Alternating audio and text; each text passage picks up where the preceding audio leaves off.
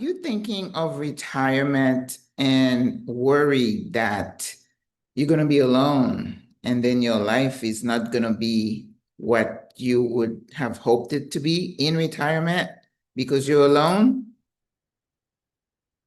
Hear my story because I am joyful and alone in retirement, and so can you.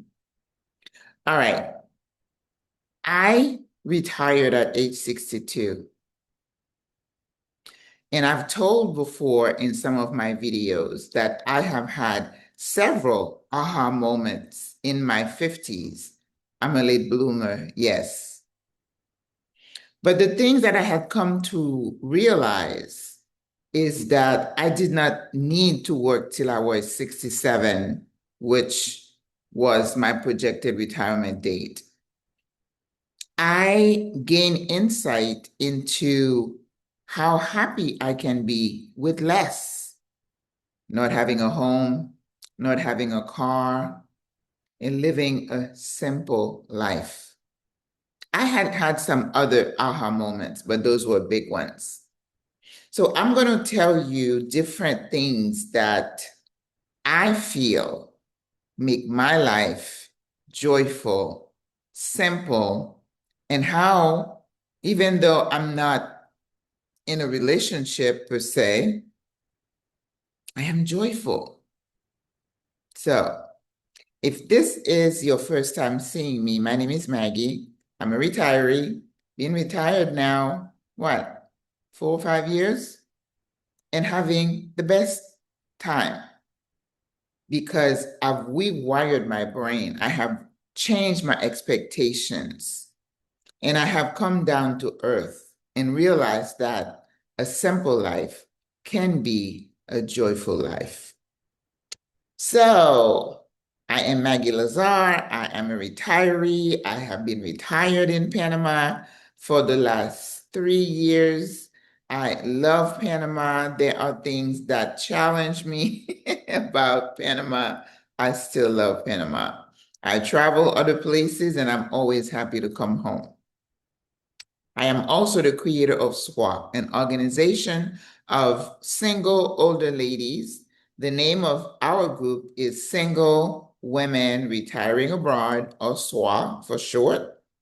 We have made a decision to retire abroad here in Panama, although I have hope and aspirations that we're going to be able to duplicate our model all over the world and other places. But we want to live a simpler life that is sustainable and affordable. But also, we want to reinvent ourselves, realizing that this moment, this retirement, is just the beginning of the other rest of our lives. Are you intrigued? If you are, or if this is the first time you're seeing this crazy woman, I invite you to like the video, share it, and subscribe to the channel. Don't forget to hit the bell so that you can be notified when we post a new video. I have made an executive decision this week not to be posting so many little things, little shorts, and be able to concentrate my thoughts, my time in longer type videos. You know, I have 1,200 over 1,200 videos. It's like, who does that? Right? And still trying to get to 20,000 subscribers, even though subscriptions alone is not what I'm really after. I'm more about building a community, right? And like Stephanie Perry said, YouTube, Facebook, those media should be a way for you to grow your business, not the other way around. So I'm learning. I'm a late bloomer, remember. So in my 50s, you know, in my 30s, 40s, it's like running, like a chicken with your head cut off. The pressure to get a degree, to have the job, to get the promotions, to raise kids and make sure they are taken care of. You know, you're in church, you have to be the model wife and mother. But yet you still need aspirations. You have aspirations to get, you know, the promotions and the degrees and community involvement. You have to be on boards, of course, and multiple after-school programs with the kids. Looking back, I'm like, I feel exhausted. I remember getting up early to get the kids ready to go to pre-care, and then driving to work and then picking him up. I mean, that was like 2 or 3 jobs in one day. But this is what we do as women.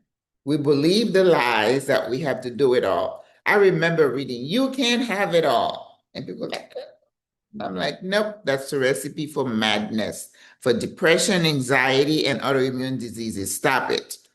And of course, like a lot of us, I did not come into my own, into the having the aha moment until later in life. And I'm saying these things now, hopefully that somebody, a young woman in her 30s, and I can tell you, sis, little sister, you don't have to do all that. Save yourself. Be okay with simpler. You don't need the house that has 4,000 square feet. You could go into a smaller house. Don't be in a rush to leave your babies to go back to work. See if you can make it work. All these things. And of course, society is right there judging you. If you have the aha moment early and you said, I don't need to do all that. Miss Maggie said, I don't have to. Be ready for the backlash because then, oh, you have no aspirations. You're just not motivated to do anything. And recently, with the rush of murders of our sisters who were striving, like I was, to do this, do that, you're increasing the likelihood that you could become a victim because you are unequally yoked, usually with a partner who cannot be happy for you. I remember moments where my partner wasn't happy for me to do certain things. There's that little seed inside because they're human, right? Now, when they snap, they turn into a little devil, but they're human. All right. So I retired after I got my aha moment, realized that, you can live with less. I was retired, I was divorced, and I was in a house by myself. And I said, I looked down, and I'm futuristic in my thinking. And I said, is this it?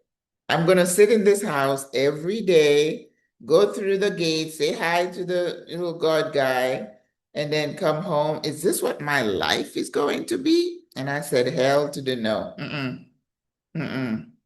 I've always wanted more. So that was the impetus to get me to say, I can do this. And when I sold my business, my cafe, and I went back to school, became a nurse practitioner, and then realizing, I'm still driving so many hours a day, I'm still tied to a job. And when I made that decision on the highway to say, I think I can make it, I don't want this life anymore. I don't need to be beholden to someone telling me what to do, knowing that I could do a job better than that person. But of course, once you own your own business, it's really hard for you to be an employee. Trust me. So when I made that decision on the highway and I said, I'm going to make it work. No, you did have some moments there where you thought it's like, is it really what you want to do? Are you sure? Yeah. You know what they say? Courage is the ability to move while you're afraid, right? Yes. Because I am a type A little bit. I like data. I want to do my homework, but I do not have the paralysis of looking at everything and make sure I have all the answers. You're never going to have all the answers, sis. It takes an element of preparation and faith and risk taking. It takes all that for you to jump in faith. The good thing that you have going for you, sis, and even I had going for me, is that there are a slew of women like myself who've done it, who've taken the leap. So you're not the first one. So my aha moments, I think that's when it started for me. Early retirement, the ability, the acceptance that my life, I'm not going to be driving a Volvo or BMW. I'm probably not going to be living in an 1,800 square foot home, which is, I think, what my house was. Of course, they are much bigger houses. I could live in a one-bedroom apartment, something I said I would never do. I thought I would never want to live in a building where I have to push a button and get on an elevator to go home. I'm like, oh, when you're in your 30s and 40s, you're so snotty and you think you know it all. And then you turn to be 50 and you're like, girl, you were not that smart. You thought you were, but you were not. So I had to kind of own that. This is my new reality.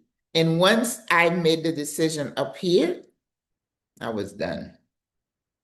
All right. New beliefs about health.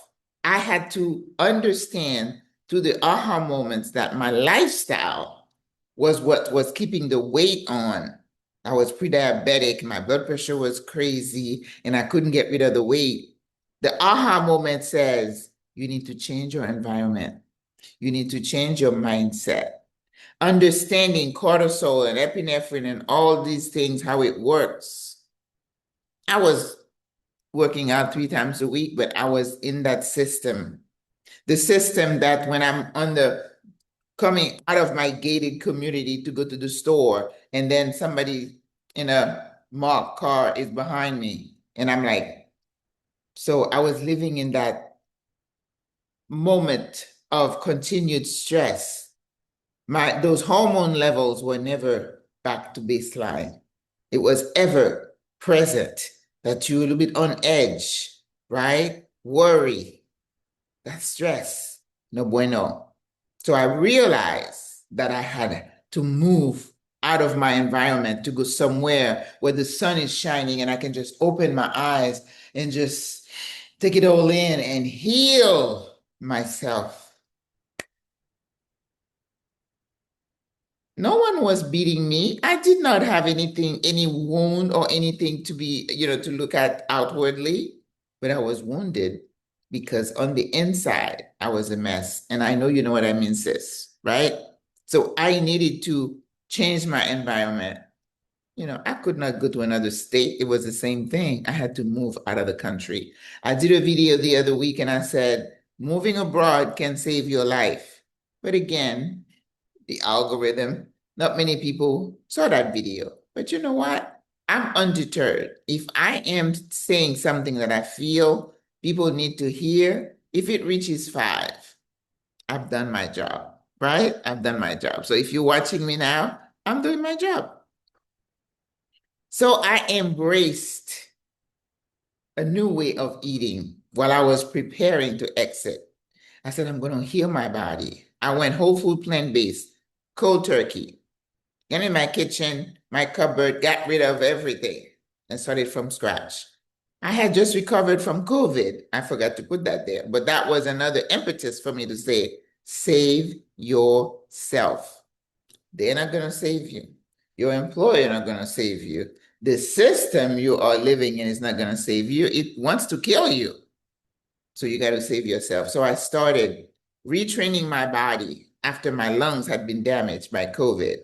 I could not go a little incline, and I said, okay, I need to change that. I need to start walking and going up and down these hills. And I did that. I dropped 40 pounds. It's like you can do it, but it starts here, sis, right? Okay.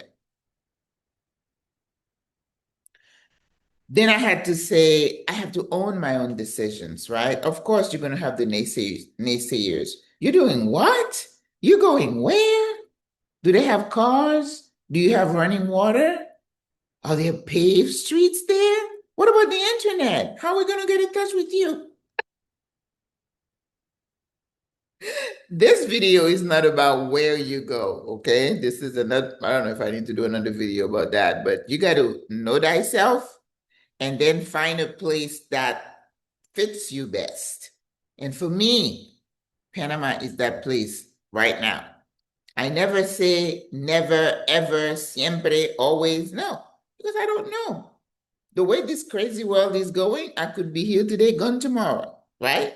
But you make the right decision with the information that you have at the moment, and then you have to let it go, sis. That's all you can do.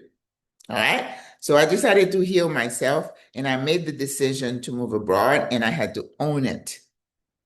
When you tell your family that's what you're doing, they kind of look at you sideways. It's like, even though I'm one of those, I've been always out and doing things. So they weren't really surprised, but to say, she really gonna do this? Is she really gonna do that? It's like, I'm moving. And like the sister said today, move in silence. Some people do not want you to do, because for me to sit there and explain to someone that I had an aha moment, that I finally understand the system that we have been living under, that I realize how powerless we are, and how I realize that the decision to thrive while you're living under this oppressive system is a decision that you make. And saying, oh, there's nothing I can do. Yes, there's something you can do to save yourself. Move, move in whatever way. And when I say move, I don't mean just physically. I mean, move yourself from where you were stuck to a different place where you can say, oh, okay, right? It opens the horizon, it opens your eyes. So I had to own my decision. You explain, and then if I don't get it, you keep it moving. You do the Kim, right? Yes. All right. The other thing that I came to understand, and yesterday I was reading about a Buddhist ideology that says the older you get, the less you need people. All right, before you jump on that, that's a Buddhist saying that. It's not Maggie. But there is some truth in what they're saying, of course. On this channel, we talk a lot about the need for managing isolation, right? Isolation to me gives the connotation that this is a situation that was out of your control, that you are alone, not by design. Because if you're going to say loneliness, this is for someone who is craving company and doesn't have it. But when you embrace a lifestyle that says, I am okay alone, that is not loneliness. Ha ha. It's how you frame it, sis. So if I say, I like being alone, I'm not lonely. If I thrive in my own environment, my ability to learn, to rest, that is not loneliness, sis. I have always been a person who has few friends. Sometimes I sit here and I'm like, boy, I know a lot of people, but I don't really have a lot of people close to me. But I know if I needed something, somebody would stand in the gap. That's a blessing. But I don't sit here and bemoan the fact that I don't have a bestie here. I have besties on the other side. You know what I'm saying? It's a decision, a realization that you come to in your older years that it's okay. You don't need that many people, that much noise around you. And if you're an introvert, you treasure not having so much noise. It's like, okay, it's time to go back home. So that was another aha moment. No excuses, right? I don't need to try to explain to someone any of my decision, whichever they might be, whether it's moving abroad, whether it's my lifestyle, the whole food plant-based lifestyle, whether it's the decision to no longer put chemicals in my hair, whether it's the decision to not obsess over my body shape while I'm embracing a healthy lifestyle.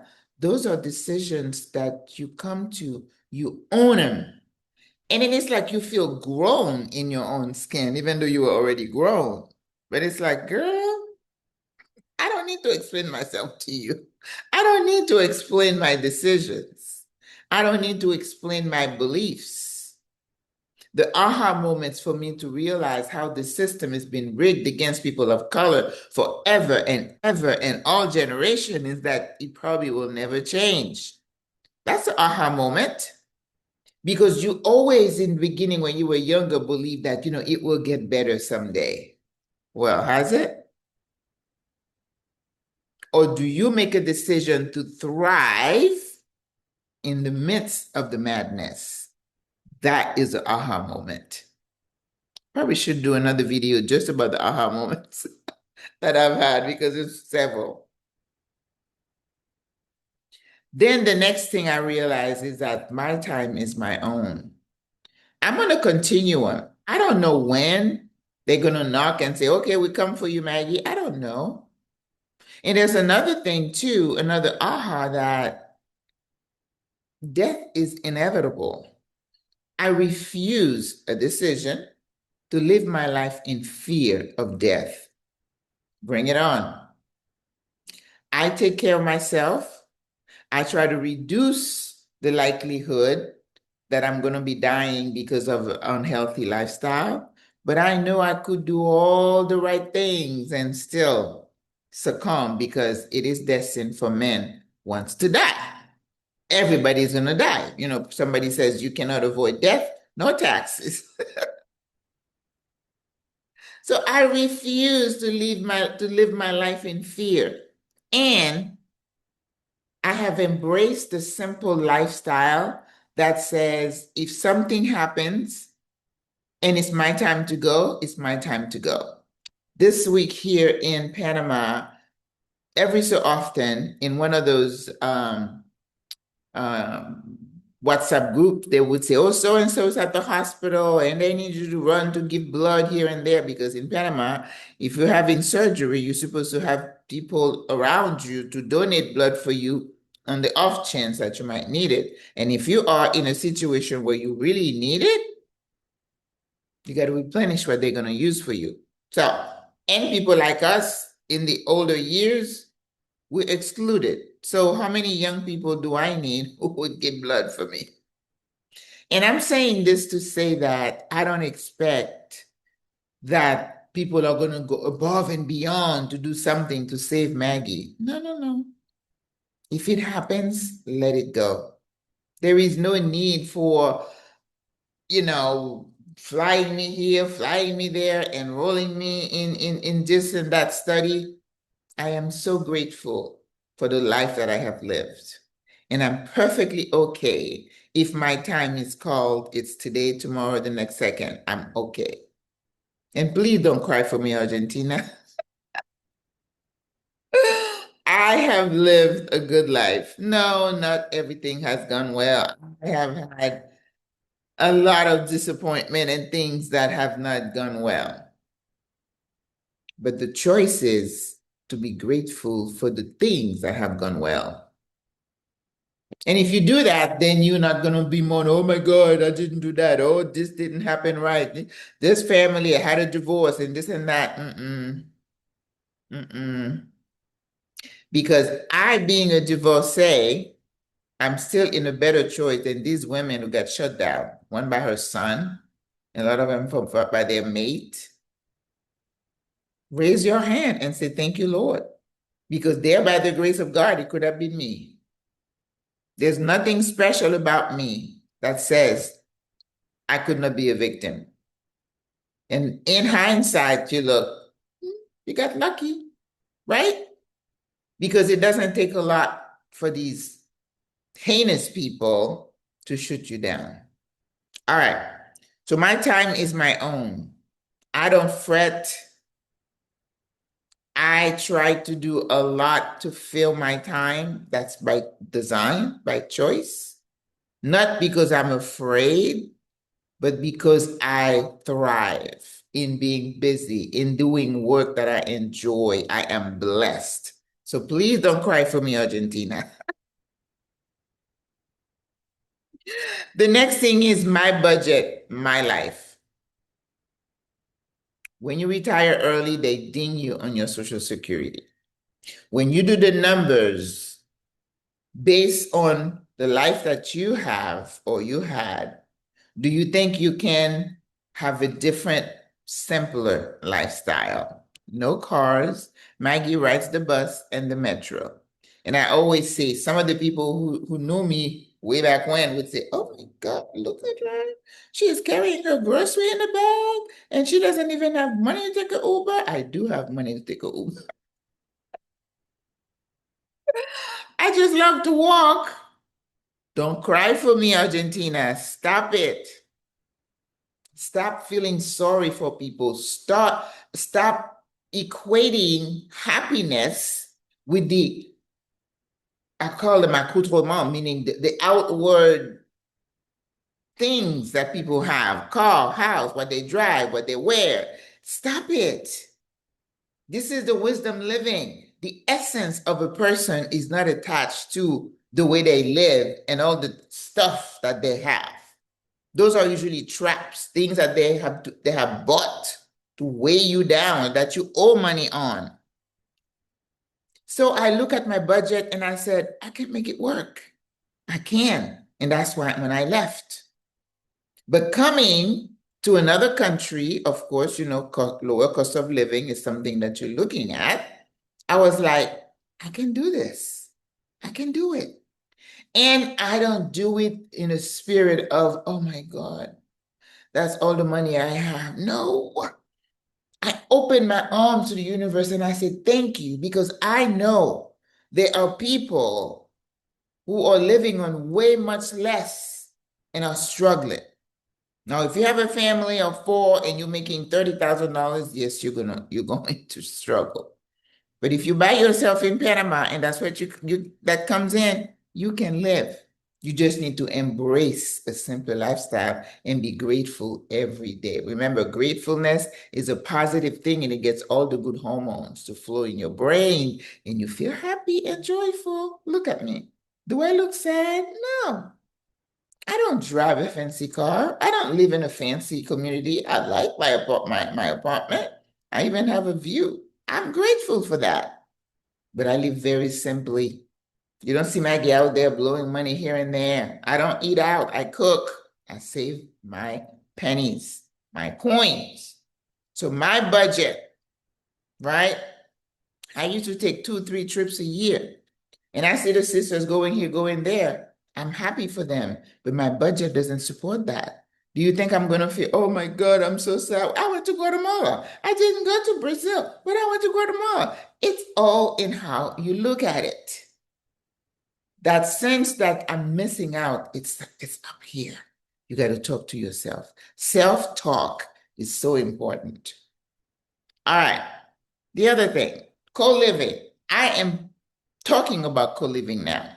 There are lots of sisters who reach out to me and say, oh, I'd like to come, but I'm 70 something and I would love to be with someone. I'm not this sister. I am not looking to live with someone. I don't think I'd be a good roommate. Now, if I get to a point where I don't have a choice, that's different. But co-living or having someone in my immediate living space is not something that I am passionate about, that I'm looking at. Thank goodness I can still take care of myself. And if I don't, you don't go into a co-living situation thinking that you have someone who's going to take care of you. That's the wrong reason to go into co-living. This is not someone who's going to come and check on you and bathe you and feed you. No, no, no. You're looking for a housekeeper. No bueno. So it's not a need for me right now. It might be in the future, but co-living is not the answer to my loneliness. I told you, I am not lonely. I enjoy being by myself. And before you ask, the singleness, I did a video about that. It's another choice. I'm not looking for anything right now. I am good. Was married once, don't ever want to do it again.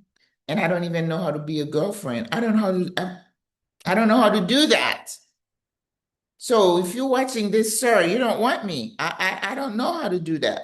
I probably wouldn't be good. Look at this sis. She's doing good all by herself. She is good. And after the rush of everything that we've learned that have grieved our hearts, I'm good. I am good. And the other thing, the reinventing of ourselves in creating a life that is dynamic, that is joyful.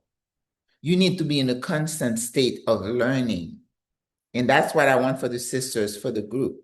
We are happy. We're creating sisterhood, community, but let's do something with ourselves. Don't sit in a rut, right? This month, I am making the hard decision to let my nursing license go. I keep getting these emails, you need to do it before April 30th. And then I'm like, well, maybe because, several sisters say, oh, don't ever do that, don't ever do that. And then I go and look and it says, oh, you need to do a background checks and it takes long and can do the fingerprints. I'm like, what? I don't want to be bothered. Because first of all, I know I don't want to be in a clinical area. The only nursing I would consider would be some chart audits or maybe talking to somebody, but I don't want a license to be over my head. No, no quiero, no quiero, no quiero. I don't. So these are decisions that you get to make. I'm doing it, looking at pros and cons and where I am in life. I'd rather become an author. I'd rather become a chef on some kind of TV program. This is the new part, the new Maggie in the second temporada, second season of your life. So don't be afraid to let go of what was before. You don't have to keep doing the same work that's related to what you did before. Who said that? Was it Stephanie? Yeah. Stephanie was what is she, a pharmacy tech. Look at her right now. She's an author. She's a coach. So there are things that we can do as we reinvent ourselves. I would like to really become a financial person to understand investing and trading. That's something. But I know my little brain cells are still working. The only challenge I have, I can look at Julia Roberts and like, what is her name? And then I remember tomorrow, but I remembered. It's a delay. The synapses don't connect fast anymore. But I'm an aging woman, so I have to accept the changes that come with that. And I know the sister is like, I don't know. I'm like, sis, your body ages, your brain ages. Relax. The other thing that we talk about is not we talk about that I have embraced to make my life joyful is to be fearless.